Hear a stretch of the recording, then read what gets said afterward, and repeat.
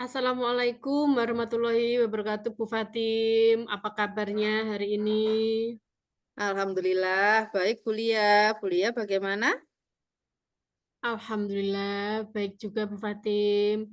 Terima kasih untuk kehadirannya di sini, Bu Fatim. Kita akan berbincang 10 sampai 15 menit saja. Apakah apa yang ingin Bu Fatim ceritakan hari ini? Iya Bu, sebenarnya saya ke sini menemui Bulia itu ada suatu masalah yang ingin saya musyawarahkan dan diskusikan untuk mencari solusi. Ini saya ceritakan dulu nggih Bu nggih. Ini terkait dengan masalah Nggih. siswa.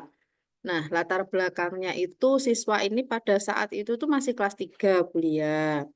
Dan merupakan anak yang menurut saya itu kurang bisa berbaur. Anggaplah jika bisa dikatakan anak itu sangat lambat belajar dan juga sulit menerima pengetahuan baru, ngaten.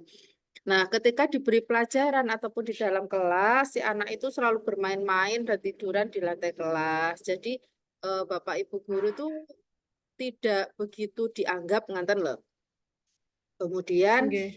nah, anak tersebut itu lapor ke ibunya. Nah, si ibu tersebut juga langsung menanggapi dengan mengadu ke sekolah bahwa anaknya tidak diberi buku dan tidak diberi pelajaran. Padahal kan juga sudah diberi, sudah juga katanya dibully teman-temannya, padahal juga tidak. Nah, setelah itu tiba-tiba si anak tersebut tidak masuk selama beberapa hari dengan alasan gatal. Nah, gatal itu juga kan sudah diobati, sudah disarankan oleh guru kelasnya untuk diobatkan. Nah, dan ternyata tidak masuknya itu berlanjut kuliah. Tidak hanya 1 minggu, 2 minggu, tapi sampai 1 semester. Nah, dan selama 1 semester ini dia sama sekali tidak muncul ke sekolah, juga tidak mengajukan pindah atau bagaimana. Nah, tiba-tiba ketika tahun ajaran ini ada guru bilang dia mau masuk lagi. Si anak itu mau masuk lagi. Nah, menurut Buliah, nah ini yang jadi dilema nggih bagi saya dan juga gurunya, itu saya harus bagaimana menghadapi orang tua yang intinya itu sangat percaya dengan omongan anak sehingga mungkin dengan omongan anak tersebut menyebabkan orang tua jadi malas mengantar anaknya sekolah atau bagaimana. Nanten nggih Bu, dan juga si anak tersebut yang saya rasa itu tidak begitu mempedulikan pentingnya pendidikan, ngeten Bu Lia. Nggih, Bu Fatim, masalahnya sangat kompleks nggih. Jadi kita akan Nggih. membicarakan masalah bagaimana cara menghadapi wali murid dengan anak yang kondisinya seperti Bu Fatim ceritakan tersebut. Iya iya benar Bu Lia.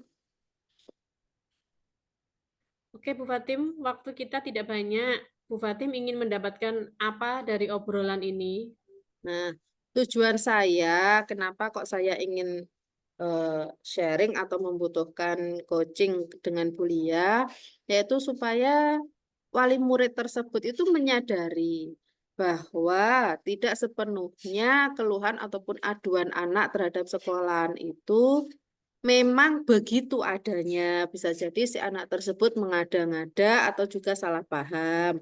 Nah, yang saya ingin lakukan juga yaitu saya perlu memberikan penanaman intinya perlu loh orang tua itu konfirmasi ke pihak sekolah terhadap suatu masalah yang menimpa si anak. Tidak langsung mempercayai. Kemudian juga menanamkan kesadaran kepada wali murid bahwa pendidikan itu penting.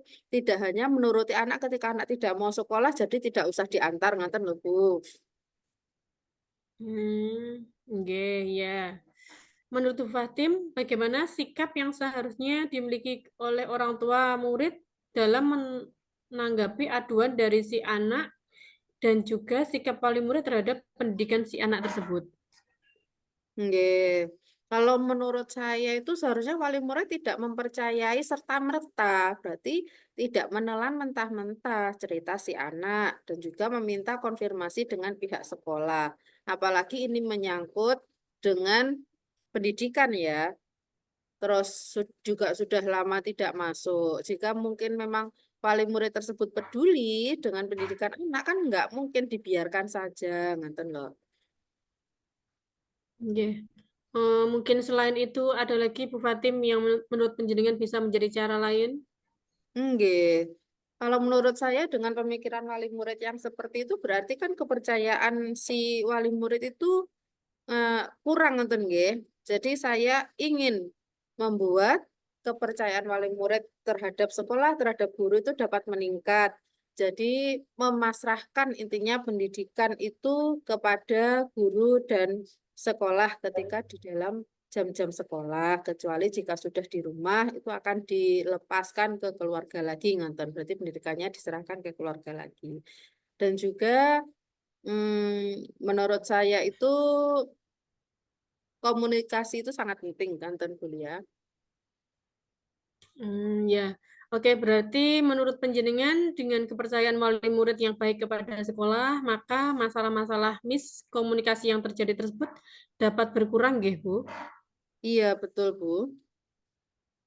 Nah, apabila kondisi yang ideal tersebut di level angka 10, kondisi yang terjadi sekarang ada di level berapa, Bu, kira-kira? Nah, menurut saya, dengan kondisi seperti ini, kesadaran wali murid rendah, kepercayaannya juga rendah, itu masih di level 6, Bu.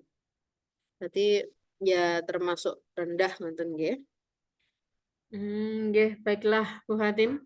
Ingin melihat kepercayaan wali murid terhadap sekolah di level angka berapa? Tentunya saya ingin melihat atau memperoleh kepercayaan wali murid itu sampai di level angka maksimal yaitu 10. Karena memang kita sebagai guru itu harus mampu Bu mendapatkan kepercayaan wali murid sepenuhnya. Sehingga dengan kepercayaan itu guru dapat melaksanakan pendidikan dan memberikan pengajaran itu dengan nyaman dan tidak banyak dicampuri oleh orang tua siswa. Karena seperti yang kita ketahui menurut saya jika pendidikan di kelas itu dicampuri oleh orang tua, tujuan belajaran itu tidak akan tercapai dengan mudah, ngoten Bu. Baiklah, Bu Fatim. Apa yang bisa Ibu lakukan atau strategi apa yang bisa dilakukan untuk mencapai level 10 tersebut? Iya, sebenarnya ini yang sedang saya pikirkan dan saya konsultasikan dengan Bulia. Menurut Bu Fatim, apa yang membuat